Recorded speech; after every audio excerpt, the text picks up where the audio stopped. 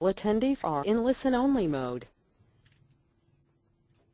Good afternoon. Welcome to another Thursday afternoon tips and tricks session. My name is Brad Heuiser.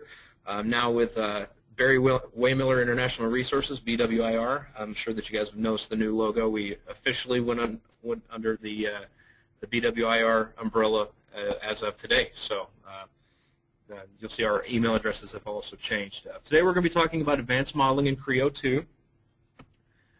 For those of you who haven't been on one of these webinars with us before, if you look over at the right side, the user interface for a GoToWebinar is pretty simple.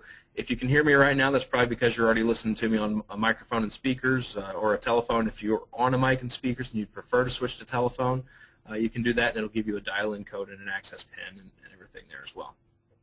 We will keep you guys silenced until the end when we get to the Q&A session. If you have a question throughout, though, feel free to type the question in, and sometimes we get the chance to answer a few of the questions as we go along, but we will be waiting for most of them to the Q&A at the end. Again, my name is Brad Heuiser. I'm an applications engineer out of St. Louis with BWIR, formerly CDT.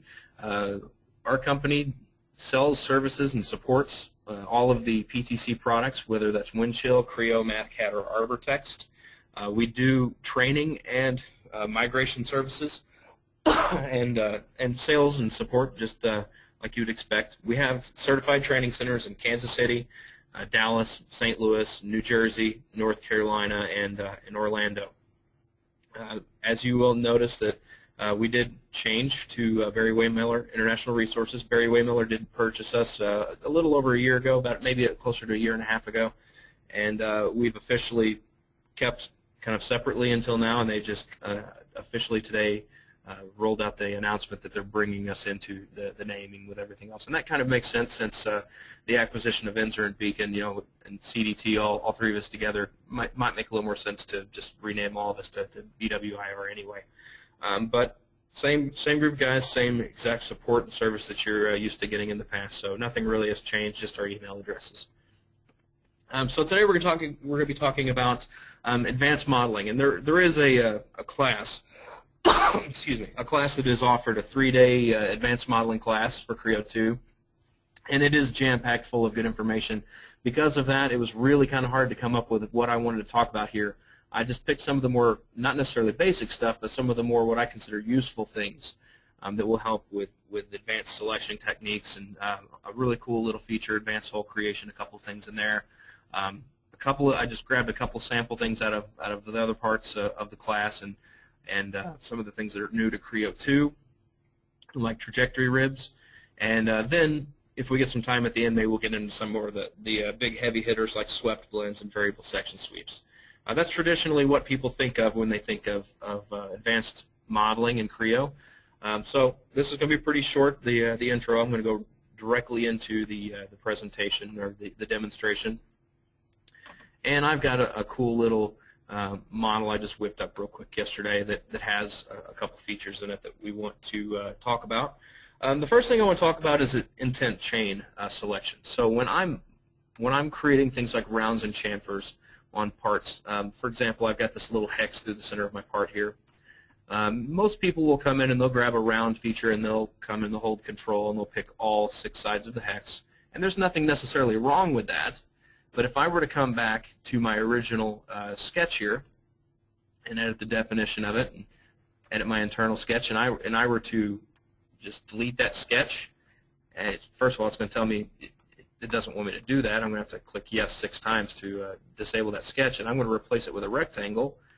Most of you guys right now are thinking, well, what's this guy, crazy? That's not going to work. Of course it's not going to work. My round feature in this case has failed because I've deleted the references for the round feature. Now let's go ahead and cancel to undo that. Let's take it back to our hex. And let's actually click undo or delete this round feature and show you guys the proper way to make something like that would very easily give me the intent that I'm expecting to have.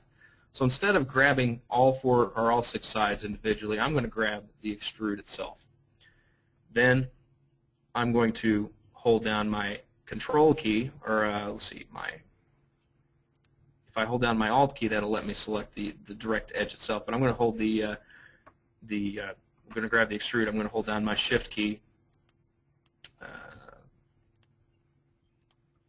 I'm sorry, right-click over the top, pick from list. This will be a better way to do this.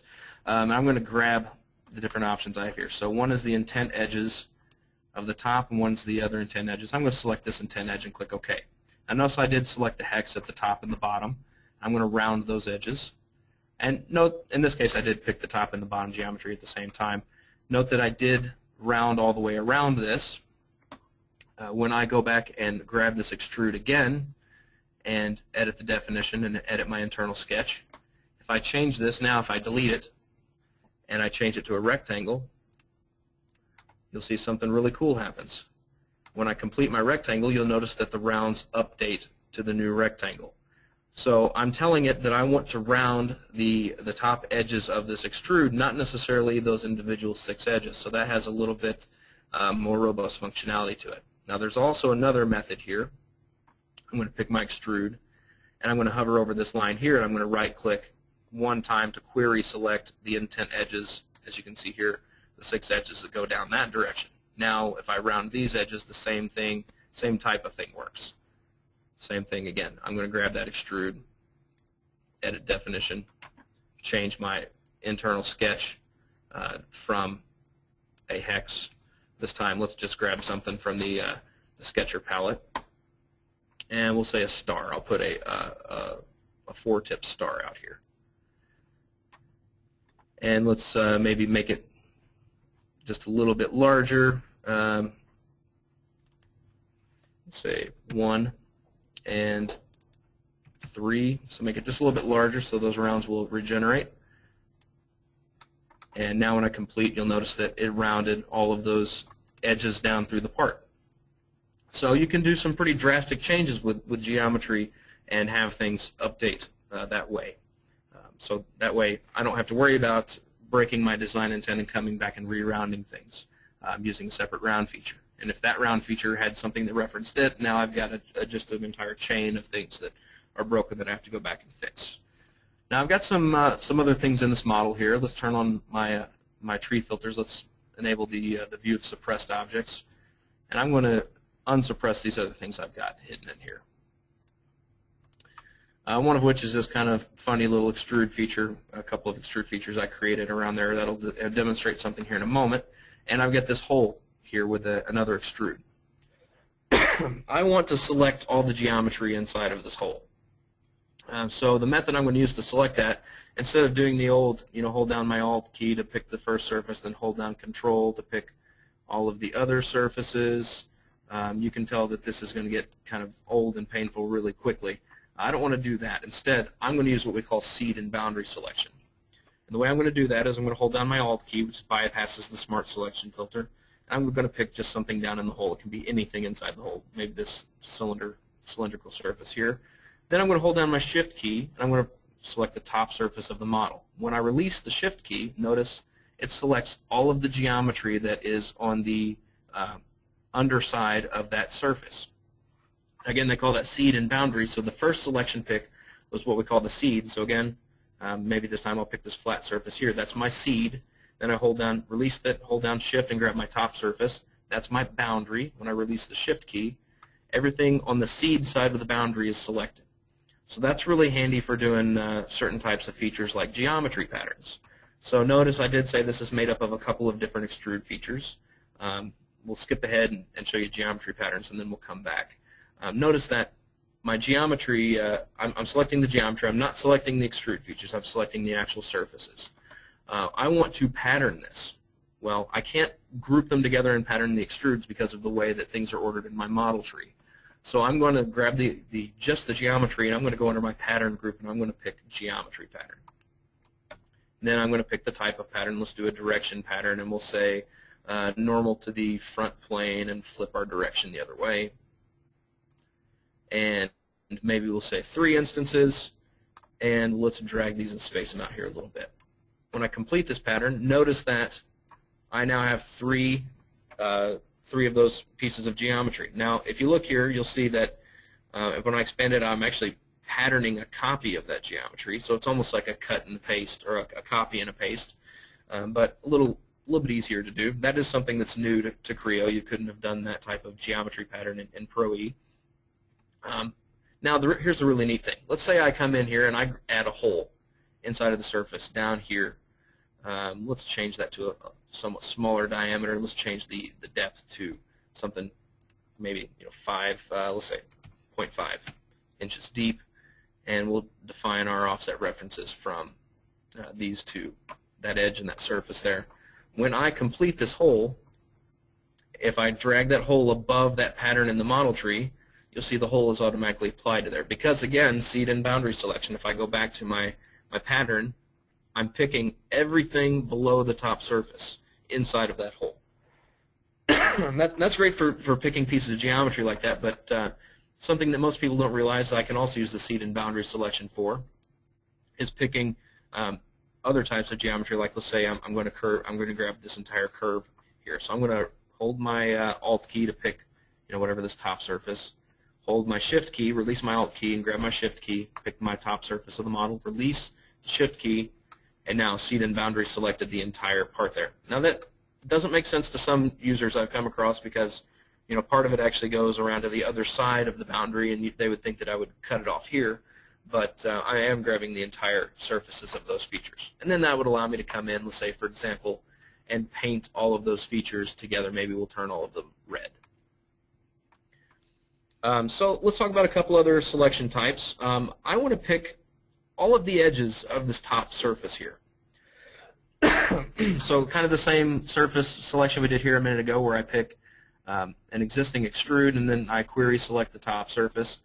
I'm going to, in this case, pick the top surface, and then I'm going to grab this edge here. So right click one time to query select this entire edge. Notice I got the edges of the extrude feature, not of the not including this here.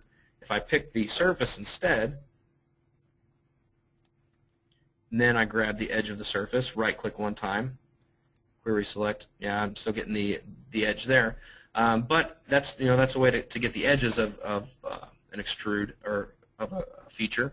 Instead, I'm going to pick that same extrude feature. Maybe I'm going to pick the chain of edges there, and then I'm going to grab the surfaces down below here.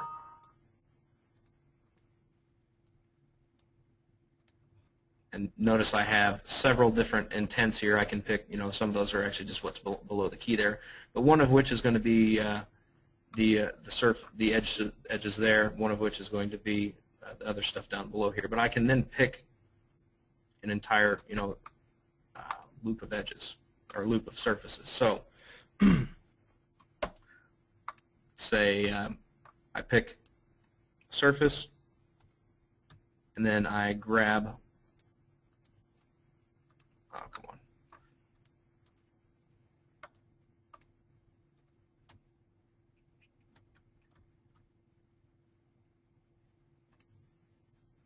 So I got my top surface. I'm going to grab my outside edge of that. Well, let's move on. But those types of selection methods allow me to grab large pieces of geometry. Know that I can also pick a surface, right click, and do a query select for solid surfaces, and it will allow me to pick all of the solid surfaces of an entire part. And then I could color in, let's say, an entire surface, maybe yellow. Now, when I come back and cut the part again, you'll notice that when I cut a section of the part out, I'll notice that it's going to actually be still the original color on the inside. So that only does color the surfaces. So if I want to simulate painting a part before certain machining operations are created or something, that would be a decent way to select those. Now let's move on to hole creation, advanced hole creation. In the intro class, they cover the standard ways to place a hole and simple holes, and then they don't get into standard holes, and they don't get into some the sketched holes. So I want to cover just a real quick standard hole. Most people know how to do this, but it is for the intro users that are on the call. It is nice to have a little bit of a refresher or get shown things that maybe you didn't learn about in the intro class. The way I want to switch to a standard hole is I click from the simple hole button to the standard hole, and then I can choose, let's say for example, my scheme, whether it's a standard coarse thread, a standard fine thread, or a metric thread. Let's do a coarse thread, and we'll pick something like a half 13, or this is a big part, so let's go with something larger like a 1" 8 thread. And let's drag this guy over a little closer to the edge here. When I go into my shape tab, I'll have the ability to specify both the depth of my hole, so let's change this to a through hole, and the depth of my thread. Maybe I want this to be tapped 3 inches deep. When I complete this part, I put in even a countersink or a counter bore. It will give me the appropriately sized counter bore for, in this case, a 1" UNC 1" 8 UNC bolt. When I complete this, I'll notice that I'm given also a surface inside of the part indicating the major and minor diameter of the thread. So that does indicate the major diameter of the thread. Sometimes you will find that does pop in on the drawing, so when I create a two-dimensional drawing of this part, I might see those, and in those cases you want to go in and turn off the surface display on the drawings and hide quilts, and that will allow that not to shine through. So when you see those little purple surfaces for your threaded holes on drawings, that's what you do with those. Now this next one I want to show you is kind of a little bit neater than this. We're going to go in and we're going to create a coaxial hole in the surface. So I'm going to pick my surface, hold down Control, and pick my axis. And I'm going to convert that to a sketched hole. So when I click my sketch button, I get a couple other buttons that pop up, one of which is open an existing sketched hole profile. The other one is to actually actively sketch that hole profile. So let's say I'm just going to grab one that I've already got existing here, this radius countersink, and this will allow me to create a hole that has maybe a non-standard profile. Under my Shape tab, I'll see this is the actual profile that was sketched. I can then complete my hole and come back and edit my hole and edit that sketch very relatively easily. You can see it. As I'm dragging this around, things are updating. Then in this other example, I'm just going to manually sketch a hole. So I'm going to go to my hole tool again. I'm going to pick my axis, hold Control, pick the top surface of the part. Was the bottom surface. Let's grab the remove that and grab the top surface. I'm going to make a sketched hole, and this time I'm actually just going to sketch it on the fly. Now the way you sketch a sketched hole is it needs to have two things. First, it needs to have a center line. That's going to be almost like creating a revolve feature. That's what it's going to revolve around. Then I need to create a sketch. So I'm going to start with the top horizontal line. This will be whatever is going to be aligned to the surfaces I selected over here at the top surface. Then maybe I'm going to come down here and create something with a little bit of a countersink and then a counter bore on top of that, and then maybe I'm going to come down here and put in, let's just do something kind of off the wall and put in a spline. And of course this is not going to be a realistic real-life hole, but it shows how easily I can create something pretty complicated. I'm going to close this guy in and click OK. And now I will notice the shape of my hole there. Now let's grab this original extrude feature here, and let's make this part just a little bit thicker so we can see that exact hole profile there. And then let's go in and let's do a cross-sectional cut of the part and just analyze this guy real quick. So as you can see, just with a few clicks of the mouse, I can create some very complicated types of holes. Maybe this would allow you to use the hole tool to create types of geometry that you used to use revolve features for. And now the really cool thing is I can come in and I can grab this hole and I can pattern it just like I would pattern any hole. Maybe do a direction pattern using the right plane and put another instance of the pattern there. Maybe we'll do 3 of them. So if I've got some sort of revolve feature that I want to repeat in a certain manner, then I can maybe use my sketched hole to create that geometry. Next, we want to talk about a couple of advanced datum feature things, and I know we're not going to get anywhere close to getting everything that I want to talk about in this hour, but the first thing I want to talk about is something that's kind of neat, that's relatively new. Sketch, let's do curves from cross sections. So I want to create, I've got just a helmet here, it's just a surface model. I want to create, maybe it's something I'm going to come back and thicken later to create a solid helmet, but I want to create a curve that runs the length of my helmet, right down the top there. Now, to mathematically define that using a curve from an equation or something of that nature might be a little bit difficult because the surface is pretty complex, and I don't want to have to go through the same effort of creating the same geometry twice. So there's a few different ways you could do this before, but now it's super easy. I can pick a cross-section in my model tree, so here are sections that have been already created. If I double-click on or activate that, you'll see that there's my first cross-section, there's my other cross-section. But I want to just pick my cross-section, right-click, and pick Create a Curve. Now if you notice here, it just created curve ID 646, and I've now got a curve that runs the length of my helmet. It did get this little chin portion here. Now I'm going to use that curve, let's say, to do something kind of silly and create a sweep. So I'm going to pick this curve here, and I'm going to sketch just really quickly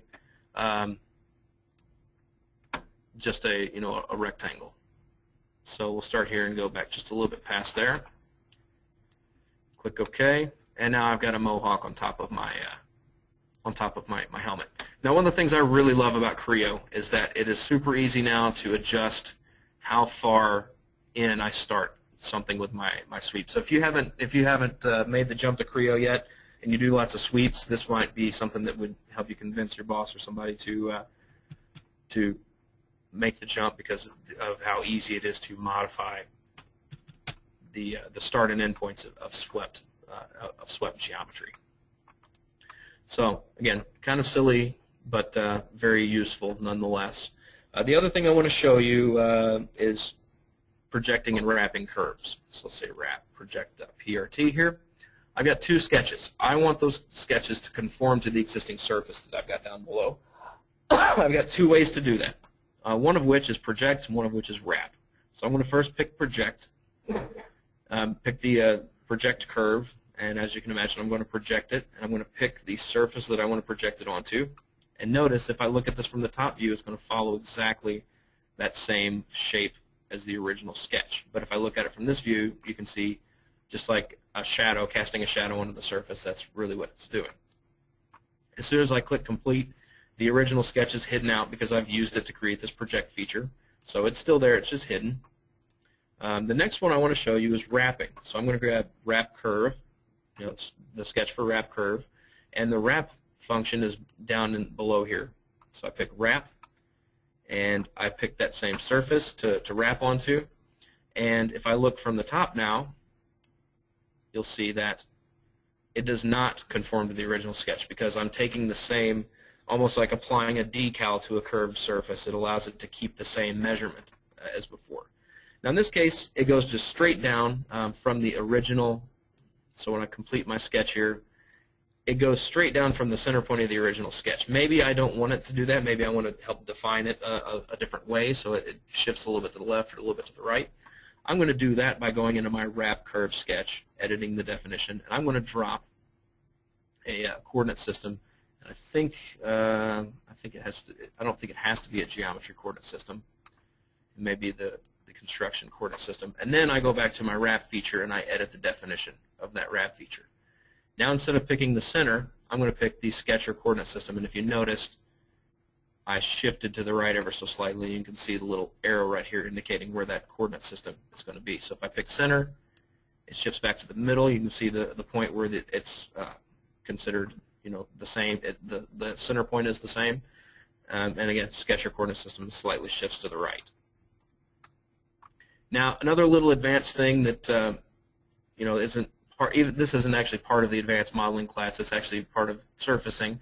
Something that I've shown people. This is a good point to bring this up.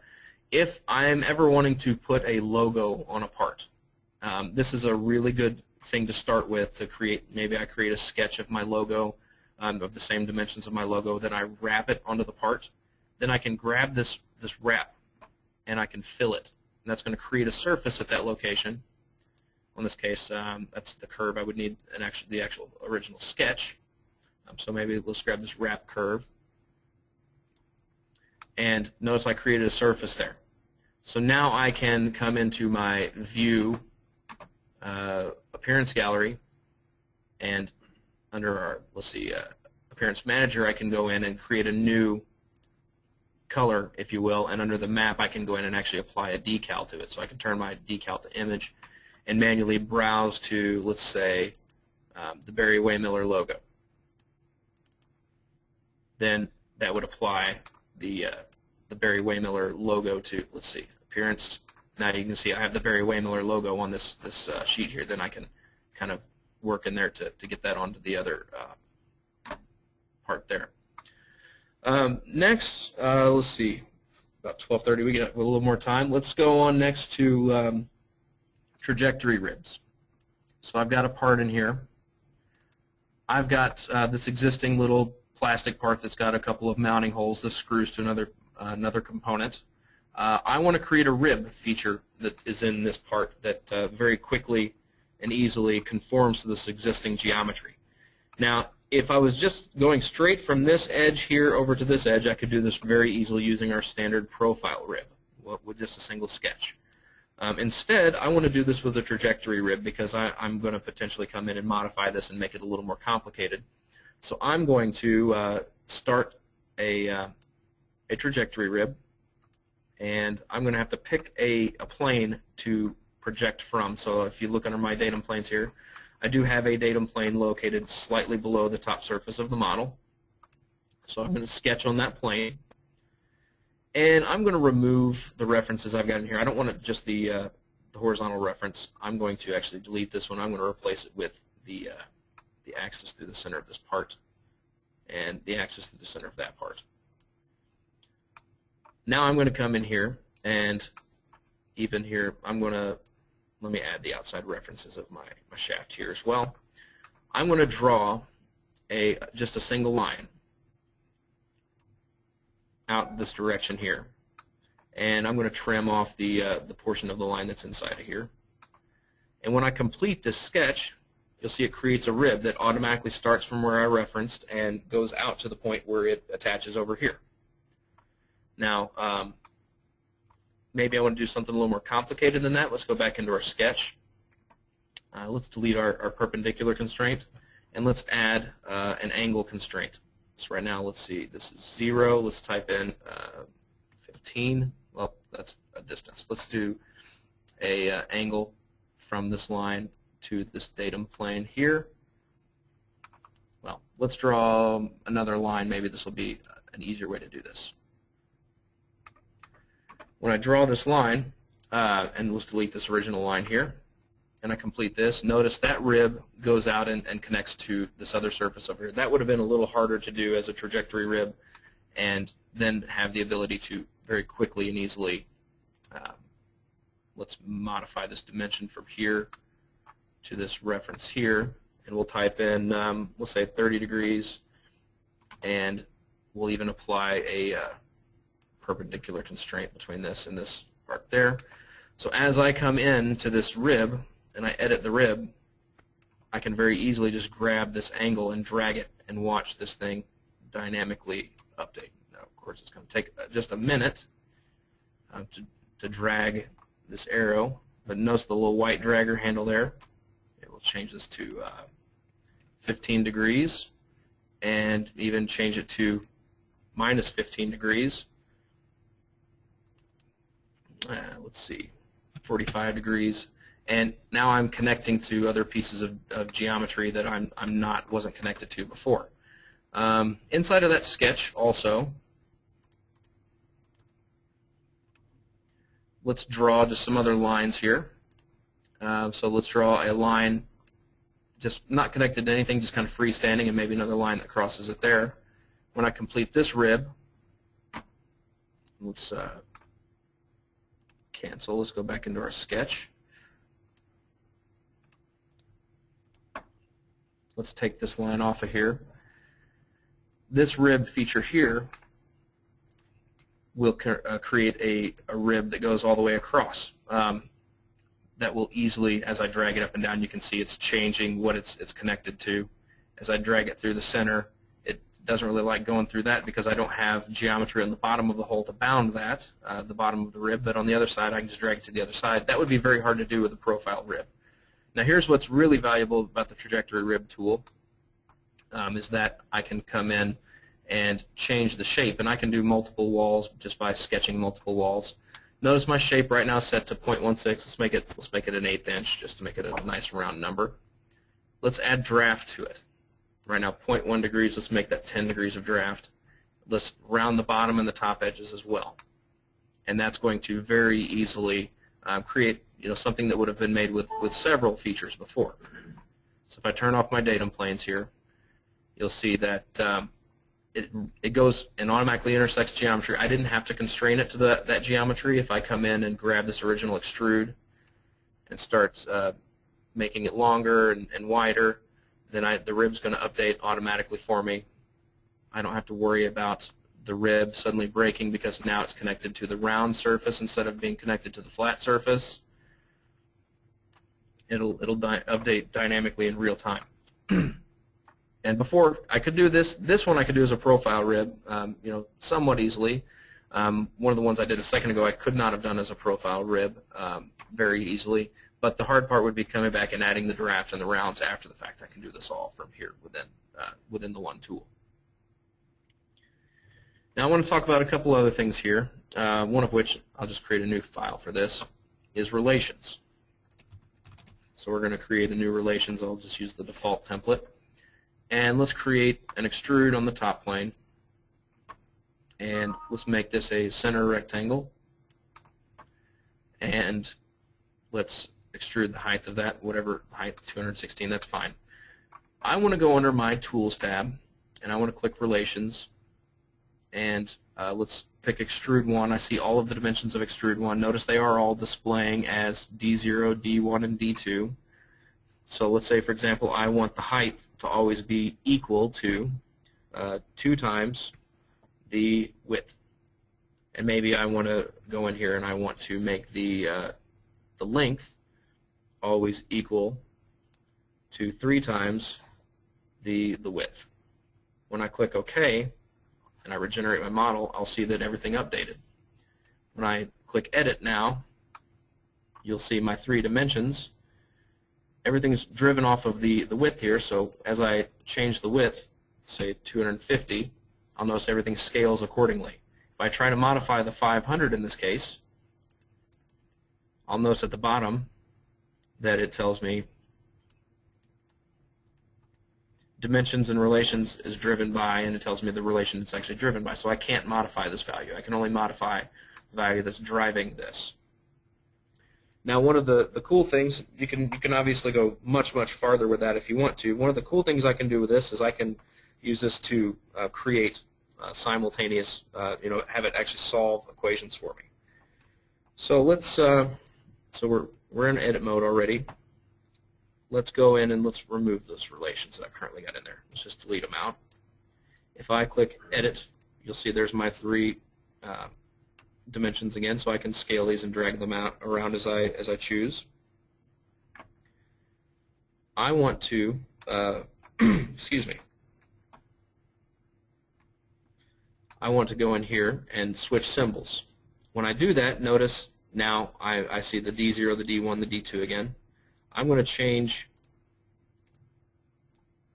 the properties here of this. I'm going to rename this, let's say, length. Click OK. I'm going to change this one to width. I'm going to change the other one, as you can probably imagine, to height.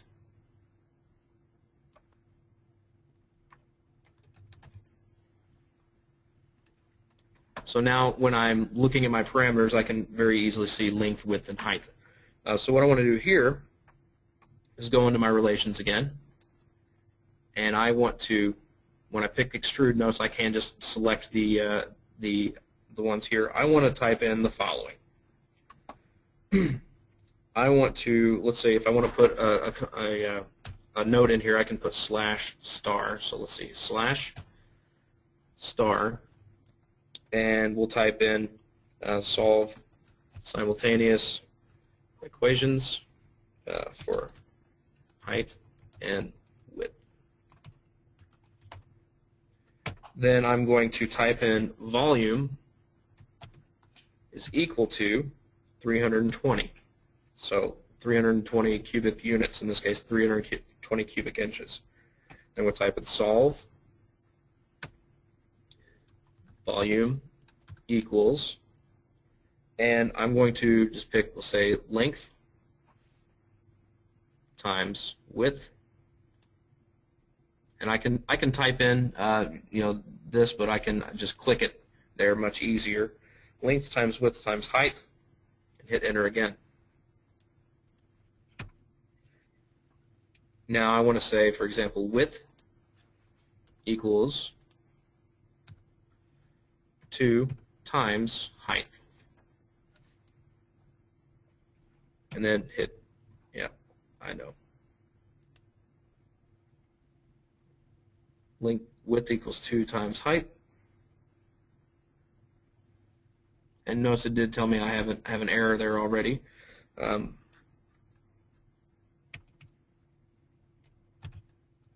For height, comma, width.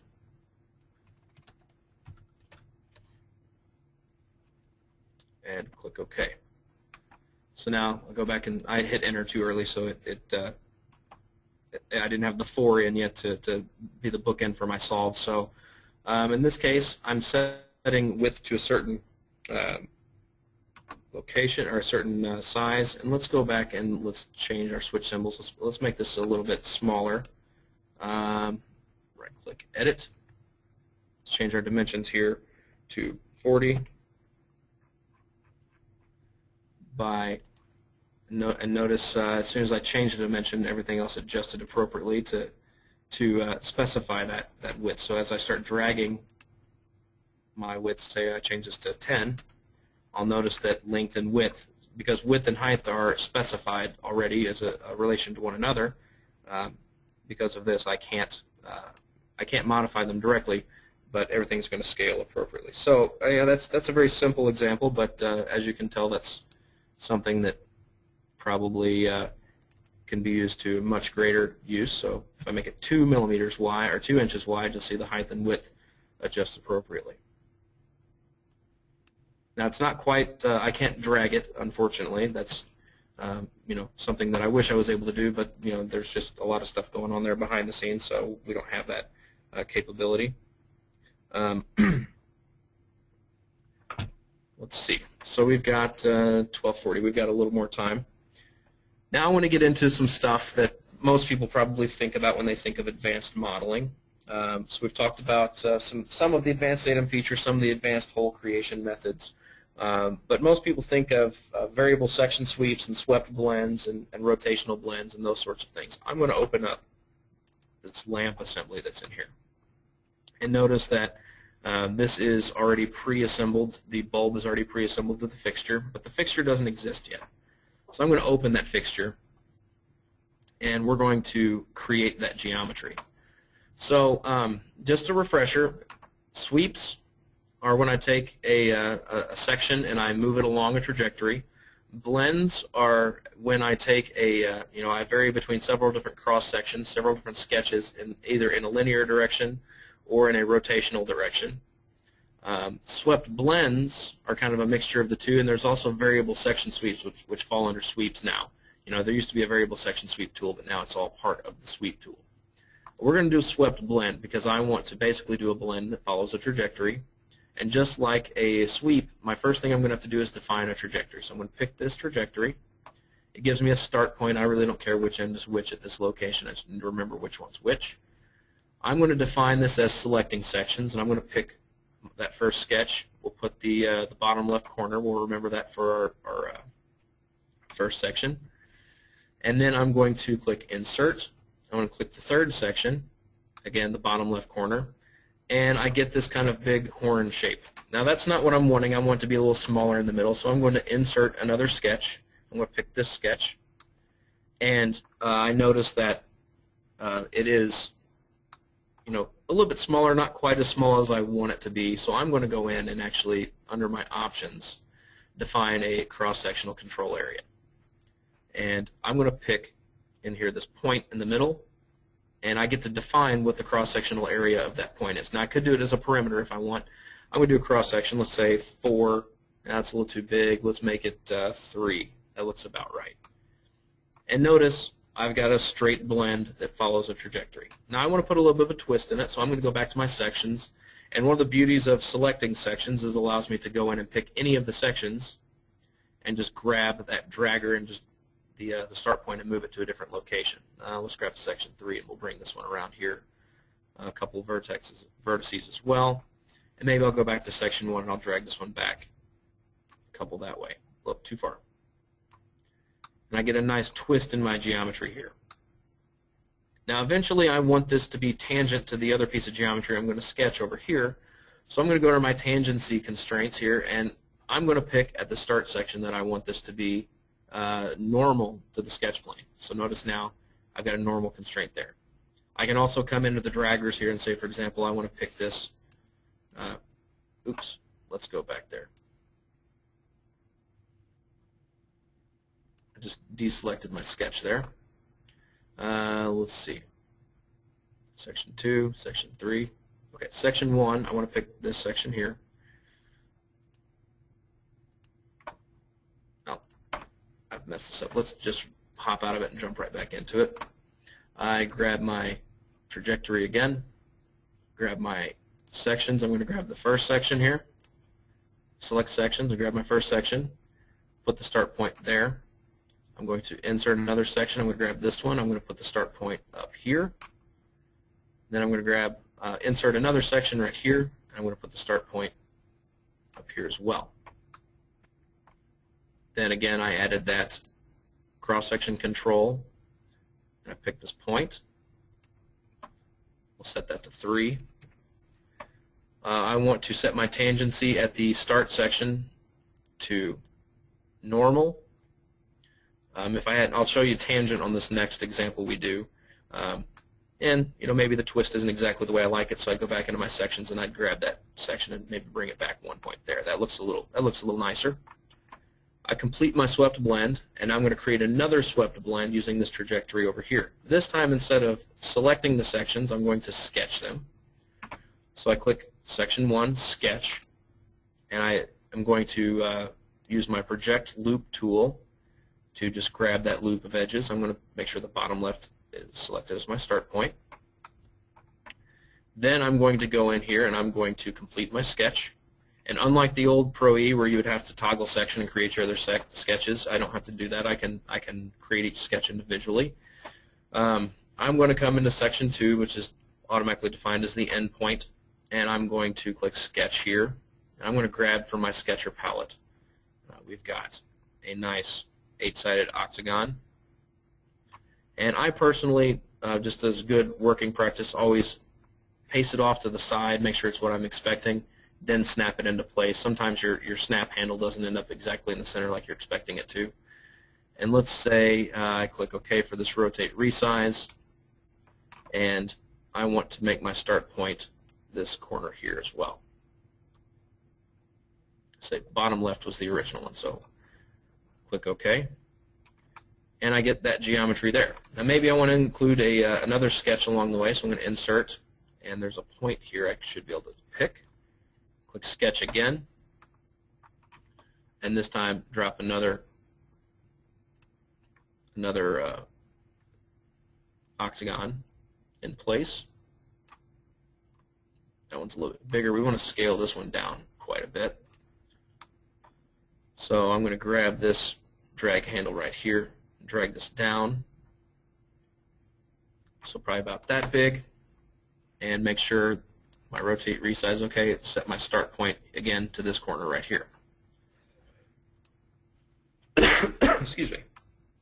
Now, one of the cool things about the swept blend is it does allow me, again, Section 1 is the first one, Section 2 is the last one. Section 3 is the middle one. It does allow me to set the rotation as I go along. So let's say I want Section 1 to Section 2 to be maybe something small, or technically Section 3 to be, we'll say 45 degrees. So I get a very small twist there. Maybe we'll bump it up to 90 degrees. The top section, however, I want to set that one. I can go up to a maximum 120 degrees. Say minus 120. I want a very large twist in this top portion here. We'll get back into making this larger to fit the light bulb here in just a moment. The first thing I want to do is I want to come down and work on the tangency condition down here. So I'm going to go down to my start section, and I could come in and say normal, and it'd be normal to the plane just like the previous one is, but instead I'm going to do something that's going to give us basically the same thing, and I'm going to pick, let's say we'll go to tangent first to show you the difference between tangent and free. And when I do that, it highlights an edge. So an edge of the existing sketch. Now I pick an existing surface of the original, of the other geometry to make a tangent to, and I'm just going to rotate all the way around my part and follow that red line. Spin around to the other side here. Pick that surface, this surface, and I should have one more here. And there, when I get to the last one, I'll see the surface that was selected. So now I'm creating surfaces that are tangent to those surfaces. I complete my blend, and I get this nice, geometry here. When I bring it back into the assembly, if I go back and save it, and I go back to the assembly, I'll notice it's not quite big enough for my light bulb, so I need to make it a little larger. So let's go back and open. I can't activate it because I want to do some dynamic dragging here. So I'm going to grab this, and I'm going to edit. And I'm going to pick one of these vertices here, and I'm just going to drag it and make it larger. I think this is one of the coolest things about Creo, the ability to just dynamically drag things and watch some very complicated geometry just update in real time. So I get it nice and large. That's probably a little bit too large. Make it a little bit smaller from there. I complete. Hit Control G to regenerate, or double click in the graphics window to exit the mode. Now I'm going to come in, I'm going to shell this guy out. We'll pick the top surface here and this surface here and leave a certain wall thickness of this. And that's some very complicated geometry that I can then again just go back and pick a swept blend and edit and just dynamically drag things and watch them grow very large. And watch all of that geometry update. Pick my other section in there and grab that as well and drag that around. So again, double click on the graphics window to exit, save it again. One thing that a lot of people don't remember is that when I use sections for sweeps, and whether they're trajectories or they're selected sections, they are not automatically hidden out, so I have to go in and say, we'll grab those in this one and hide those out manually. And then I want to go and save my layer status so that those stay hidden. Then when I go back and look at my assembly, I'll see a really nice piece of geometry that fits pretty nicely to my light bulb. Okay, so again, just a quick refresher. We don't have a time to get into a lot of the other stuff that I was really hoping to get into. Again, there's 3 days of material in the advanced modeling class. So if you see stuff there, that you want to learn more about, feel free to look into the advanced modeling class. Rosalinda you can get her contact information on the last slide. She can get you signed up for any of our classes. So I just want to quickly go back and just show the other, just briefly tell what they do.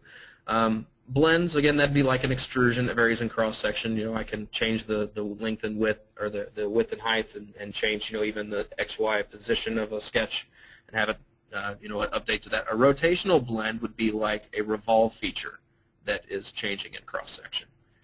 There are quite a bit. If I go to my sweep tool, you'll notice that it looks a little bit different than the old sweep tool did. That's because all of the variable section sweep stuff came in to the sweep tool now. So when I want to change the orientation as I'm sweeping along a trajectory using secondary and normal trajectories and those sorts of things, that I can find all that information in there.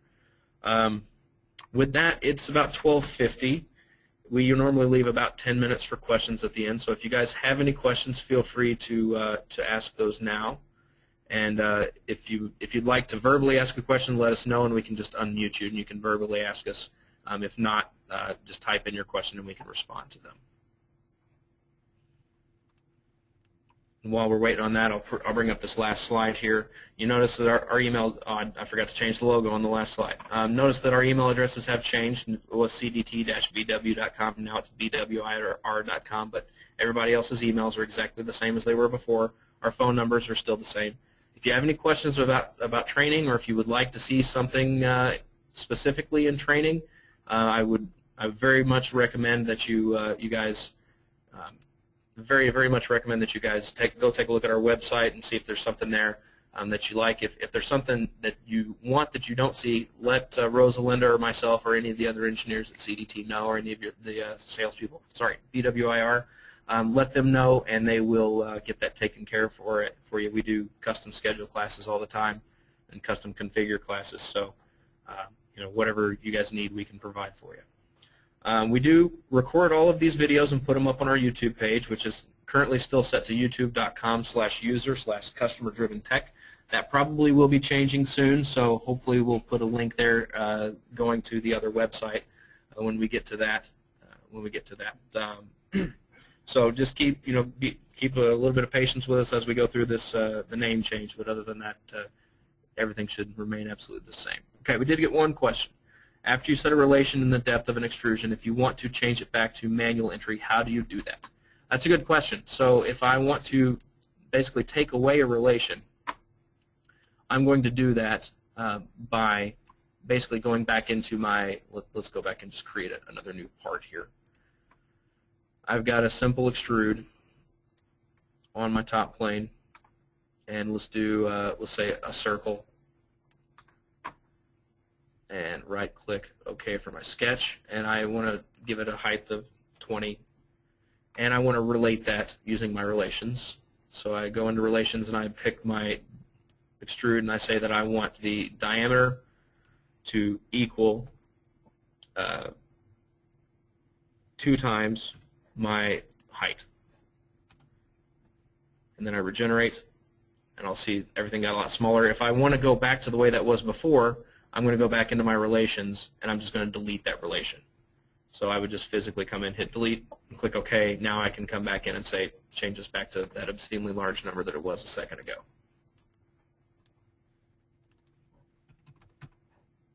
And I've basically broken that relation. Okay, any other questions? Let me drag this open here so I can see if anyone else has any questions. If not, Rosalind, if you have anything to say, feel free to speak up now. Again, we thank you guys for hopping on these. We had pretty good turnout with this. A lot of people. Yes, ma'am. Go ahead. I was going to say that you may have said this and maybe I missed it. We do hold classes for one student. Yes, yes, that is. I'm actually I'm teaching a class with only 2 students this week. I had one with 2 students the week before and 1 student the week before that. So I actually personally prefer the small classes. I like the one-on-one, two-on-one type of training environment. So please, by all means, if you want a class, even if it's something crazy and off the wall, something like, let's say a class that's not offered very frequently, like Creo Illustrate, something that maybe they don't even offer on the PTC webpage very often. Let us know, and we'll get that on there. We'll find somebody that can teach it to you, and even if it's just one. One last thing. We also have the virtual option, which has worked out pretty well. And I think you've taught a virtual class. Yeah, I've taught a couple of virtual classes. They, they obviously have their technical things, but if you're not having to fly to St. Louis to take a class, I taught a mechanism design class to somebody in Virginia. So he very much appreciated not having to leave his home that morning. He got to take the class from home. So yeah, those are always very good to teach, as long as you don't mind maybe some slight potential inconvenience with not being able to see me while I talk to you, which some people actually prefer that, not having to look at my face while they take my classes. So that could be another added bonus to taking one of our classes. Well, if you guys don't have anything else, and if Rosalinda, if you don't have anything else to say, it's 12:55. We've taken up just about all of our time. I'm done. I appreciate you guys jumping on. Again, we're going to record this and put it on YouTube, so you can always refer back to it later. Feel free to go over to our YouTube page, which is, again, youtube.com, customer/user/customer-driven-tech, and look at all of the different videos that we've got available, all of the stuff we've got up there from the past. That'll do it. All right. Well, thank you for your time. We'll see you next week.